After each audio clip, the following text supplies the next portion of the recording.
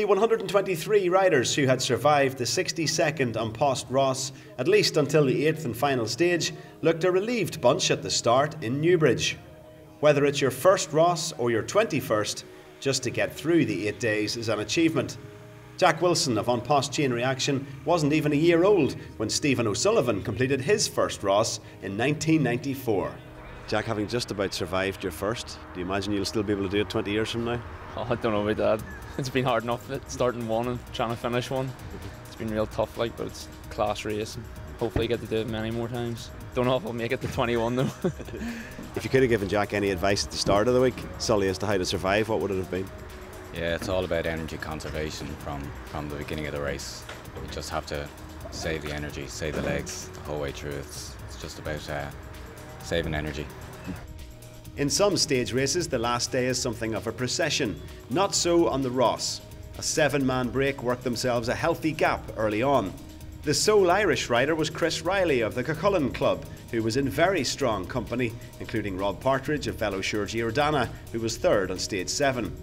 As they arrived at the Skerries circuit, they had over 2.5 minutes on the bunch. But fantastic efforts on the front from An Post Chain Reaction and others soon saw the bunch strung out through Skerries and the lead came tumbling down. The sun was out too, and so were the locals, supporting an event recognised everywhere as a real national treasure. It's a very special race, Graham. It's unique in the world of cycling. I mean, I travel to events all over the world and there's nothing like this. It's just completely different and unusual. And I think it's got some fantastic characters, there's great history, and it just makes it very, very special. By the time they passed through Skerries for the final time before the finish, the lead had been cut to 1.5 minutes. Italy's Davide Ballerini decided that was getting too close. He attacked and was soon clear of the other 6. As the break group split trying to catch him and the peloton were too far back, he was well away by the time he hit the Skerries home straight.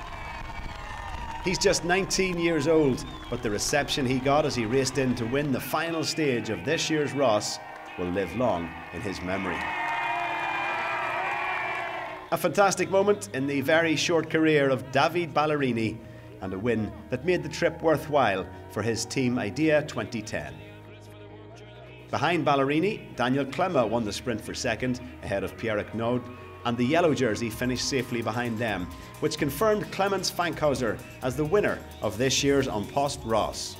Well, I'm quite surprised. It's really amazing to win this race. It was an amazing week, a bit more, 8 days, and well, we feel a lot of impressions here. It's a very nice country, a great crowd. There's so many people, and yeah, it's been really great for us. The final GC table looked like this: Clemens Fankhauser on top, Alex Peters was second, 25 seconds back. Nick Hamilton of Canada was third. Sean Downey was the highest placed Irish rider in 6th. Madison Genesis took the team prize with 2 riders in the top 4. I want to thank each and every one that works on the race, because without them it would never exist. And also the Stage8 committees, without them local people and the knowledge they have of their town and help us, that's very important. A big congratulations and thanks to Tony Campbell and his team for another hugely successful event.